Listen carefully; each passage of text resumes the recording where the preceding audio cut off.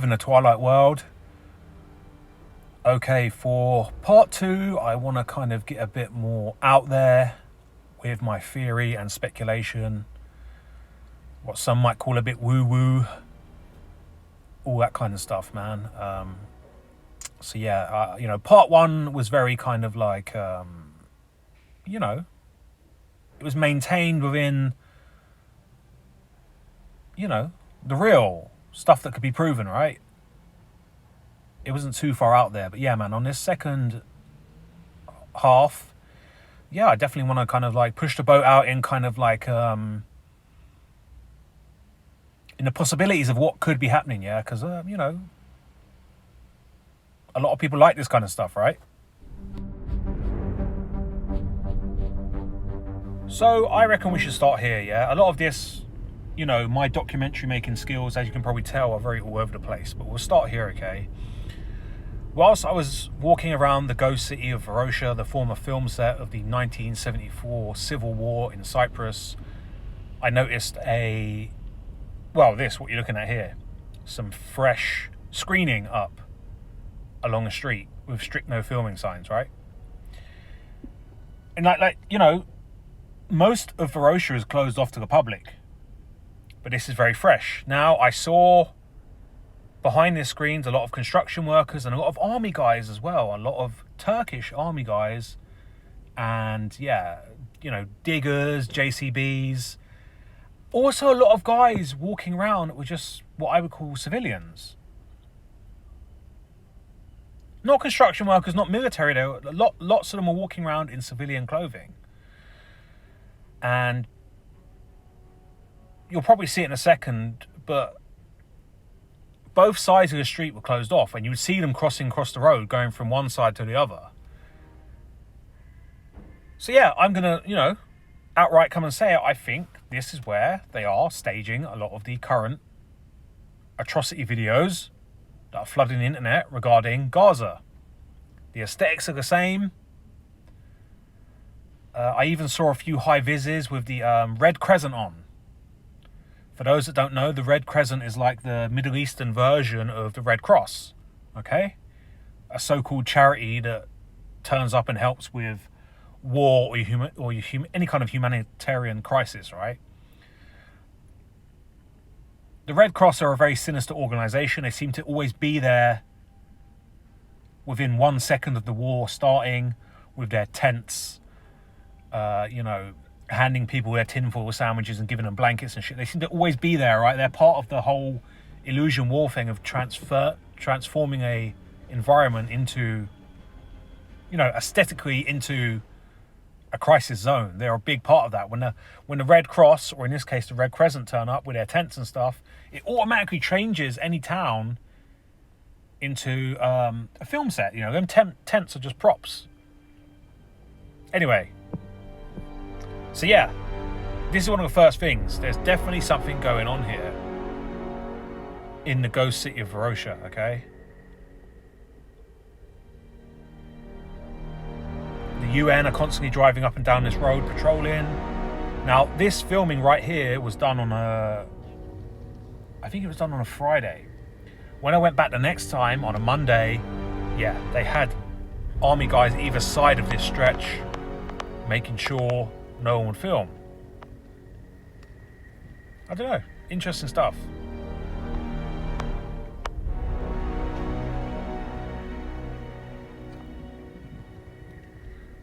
So yeah, would it be that hard just for them to, using their diggers and their JCBs, to pile up a load of rubble and then get all of their actors to just walk around, looking stunned around the ghost city of Varosha? Throw a bit of dust on their face, have their, actors running around with the Red Crescent high-vis on. I think, yeah, okay. Can I prove this definitively? No, of course not. It's all speculation, right? But yeah, a large section of the ghost city is shut off. So now let's take a look at it from a different angle Here I am riding in on an electric scooter. You can see both sides are closed off. And these white vans here, the reason I turn the camera around, this is the UN, yeah? The UN are driving around in their white vans, patrolling the area. I believe it's the Slovakian military right now who are doing this on behalf of the UN, right? Yeah. Both sides are closed off, and like I said, you could see them crossing over from one side to another.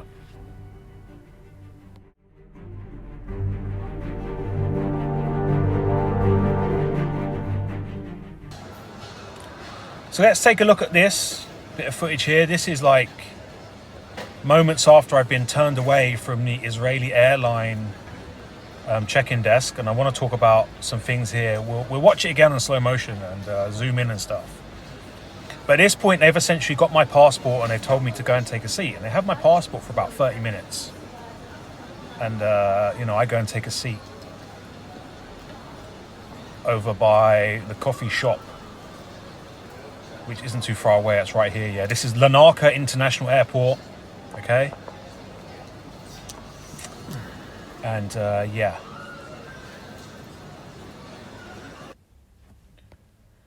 Right, let's go back to the beginning. So,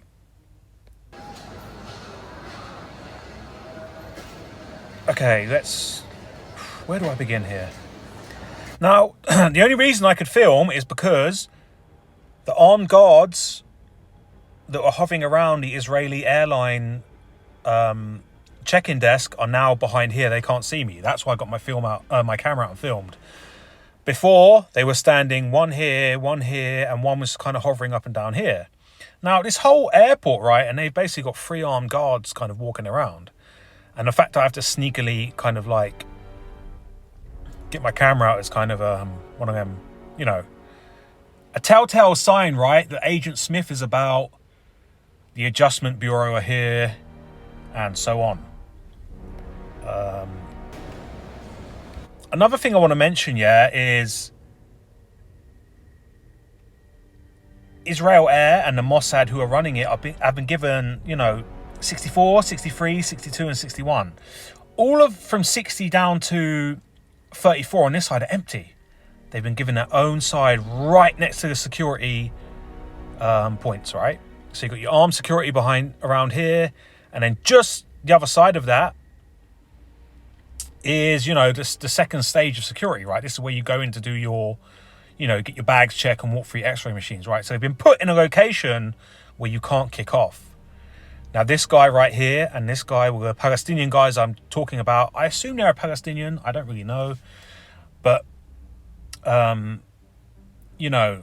they were held there for like 20 minutes. Same like me. They had a ridiculous amount of questions.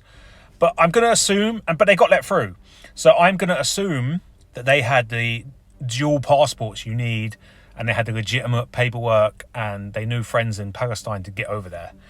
Now, once they passed this guy here, Mr. Agent Smith, they then had to go behind this screen or next to the screen and unpack every single bit of their clothing from their baggage, right? Now, when have you ever in your life heard or ever had that at a check-in desk? A check-in desk for a civilian airline, okay? Let's zoom in, see if we can get a bit better. There we go. Now, this is what I'm talking about, okay? Behind this screen, you can't see it because of my angle, there are 2 more of these Mossad guys sitting there with like their own laptops and stuff, okay? So Mossad guy number 1, Mossad guy number 2, and 3. Now these guys, I believe, are genuine kind of Israeli airline kind of workers, right? Because these guys are the first ones that come and approach you. So here's what happens. You come here, these guys approach you, you have to show like your online ticket, and then they make you stand at this podium on your own. Everyone else has to stand back. Well, I say everyone else, no one was there other than me and these 4 Palestinian guys who came later on. But I was standing here on my own. Now, what they've got set up, I don't know if you can see it. Let me try and zoom in. This pole here, and there was another one. I'm sure there was 2. Maybe she's standing in the way here. This pole here is some kind of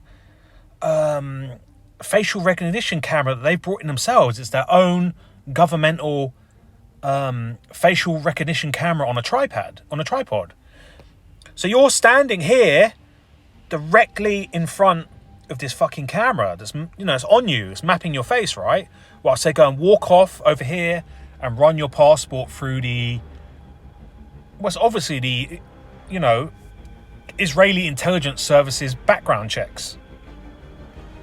You might be able to see it there. He's got half of his kind of like high-end laptopy computer thing open, where they're running your passport through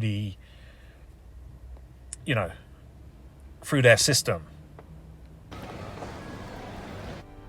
But this guy here, he very much looked like that guy. Is it John Turturro? The actor John Turturro? But, he's basically an Israeli Agent Smith, okay? You can tell by his mannerisms, the way his clothes are cut, the way he speaks. There's no way this guy is an air hostess or whatever you want to call it, okay? He's there. He's an Israeli intelligence officer, filtering through who can go into the film set of Israel, okay? Israel and Palestine. Like I said, yeah. Empty. They've given them their own section, right? Obviously the other side of this, there's numbers 1 to, whatever, 1 to 50, and then the other side, whatever. All of this just for them, right? Closed off with 3 armed guards, 3 Israeli intelligence services working there, and so on, okay? Yeah, again, have you ever seen this? Have you ever seen a screen set up with governmental guys in suits at airport check-in for a civilian airline? Well, here you go. Here it is. And then I'm checking this guy, right?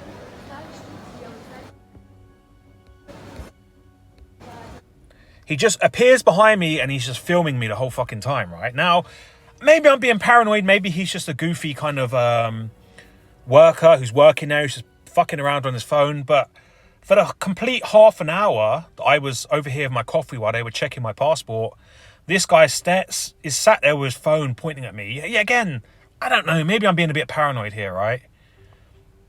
But it's always kind of little things that make you kind of feel like you're in the Truman Show. Because he weren't there before, and it's only when I sat down that he just sort of stuck in here and, But maybe he's here I don't know. Maybe he's here every day with his sunglasses on, holding his camera up at this angle, fucking around on TikTok or whatever, yeah? Maybe. I don't know. So, yeah, as you can see, there's all the other regular check-ins, busy, next to each other like you always find in every airport. But over here, Israel Air have got their own their own road to themselves to do the security checks, right? Because to be fair, when I was watching them Palestinian guys, there was a lot of kind of hand gestures and like, I could clearly see they were protesting the fact they were getting asked so many questions about going home, right? But so it's interesting, man. Like, yeah, again, it's kind of where I kind of made an amateur mistake. Really, I should have kind of, made some connections in Israel just so I had some emails and phone numbers on my phone. So when they said, do you know anyone in Israel? I could have been, yeah, my best friend, he's over there. And, I think that would have helped massively. But, oh, well, we live and learn. What I'm starting to realise about illusion warfare reporting, what I do is breaking the illusion is fucking easy, man. Breaking the illusion, piece of piss. It's getting through the labyrinth, getting through the maze over there. Having all the doors shut in your face. The Adjustment Bureau do not want you there, and they're making it very, very hard. So yeah, that's my Agent Smith story. Like I said, yeah, 4 times they walked off with my passport and went to their little secret background checky place, and then eventually they closed my passport and said, no, we want you to recheck a different route. And while I'm sitting there with a coffee, they still went and took my passport anyway, and obviously I didn't want to seem suspicious. I was very compliant. Oh yeah, man, you can check my passport all day long, I've got nothing to hide. Mr. Mossad, Mr. Agent Smith, and I gave him my passport.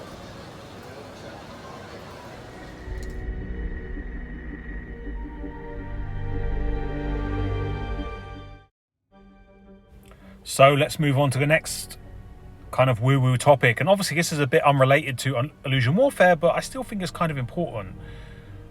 On my first night arriving in Larnaca, Cyprus, I noticed something. Where are all the people? Where's all the background people? There's hardly any around. Now, I only kind of like thought about this after the situation, because the next night there was a lot of people. Night 3, there was a ridiculous amount of people. Night 4, the place was heaving at night, all the way up until 1 o'clock in the morning at least. Okay, so I'm walking around here about 11 p.m. There's not a soul around. Okay, there's one or two. But this is Larnaca Bay. This is a holiday destination. There should be a ridiculous amount of people walking up and down, enjoying the nightlife. And there was not. Now, this is a common thing I have come across when I am going around the Matrix, especially when I'm heading towards a so-called war zone, yeah? You may remember back in Poland when I arrived in that border town, outside of the, refugee film set, it was crickets. There was no one walking around. Now, this is kind of odd, don't you think? And like I said, it's a common thing now. It's not like the odd time. This is now becoming a common thing. It's like if I arrive there unannounced too early, it's like the Matrix hasn't had time to generate the background characters that you'd see walking around. I don't know. It's one of them things, man. It's very surreal, right? And I'm sure a lot of people listening know what I'm talking about, And this is why I'm a great believer in never making plans and just arriving unannounced. That's why I didn't really make a song and dance about me trying to get into Israel and Palestine beforehand, and I never will. I always keep my cards close to my chest. I don't want to give the game away. I book my tickets last minute, and this is the results, man. You turn up to this place, and it's like a yeah. You know what I'm talking about? I think Dolores Cannon kind of like popularized the idea of background people. These kind of projections are not really real people just walking around in the background. Some might call them NPCs, some might call them avatars. But yeah, man. And like I said, as the days went on, you could see that, this town, Larnaca, is a thriving, popular place at night. Bars, clubs, restaurants, late night coffee shops, people cruising around. So, it's interesting because the cab driver said to me as he was driving from the airport to my crappy hostel, he said, "Yeah, man, you're in a very busy place." And then I'm looking out the window thinking, really? Because, he's just one of these kind of side quest avatar people saying stuff to me, and he can't see what I can see, that clearly Larnaca itself is a ghost town. Back to that whole concept of a ghost town. Of course, the cats are still walking around. We all know that cats are... I don't know what... cats... Something about cats. They seem to be kind of in certain locations, kind of like guarding the place. I don't know. Cat's eyes, and...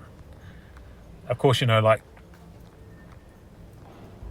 many cultures believe that these cats are kind of like, protectors, guardians, ward off evil spirits and all that kind of thing. Sometimes I feel something truthful about that. I know I definitely enjoy going to these places where there's just cats and kittens everywhere and everyone kind of like jointly looks after them. And just for some reference, here's that same street. This is now night 2. There's slightly more background people, The simulation has rendered a few more people now.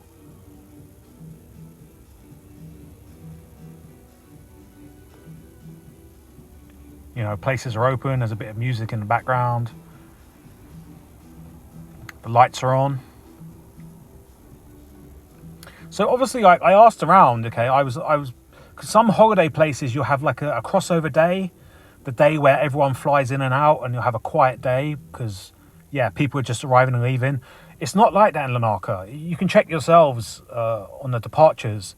There's flights day in, day out of people arriving from all over the world. So it's not like what I just described, you know.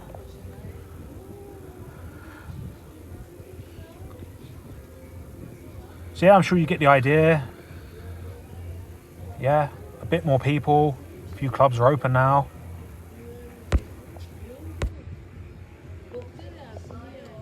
And next we'll look at night number 3. And now the simulation has rendered up quite a lot more people.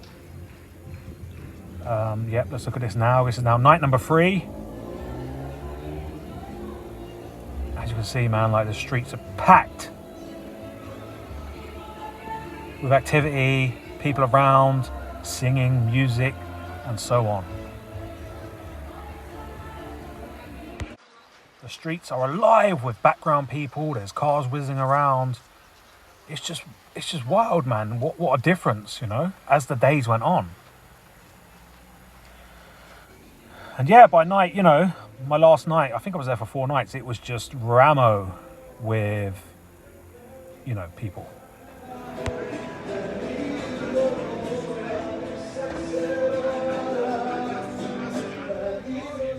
But I think that's it. I think I'm going to wrap this little documentary up.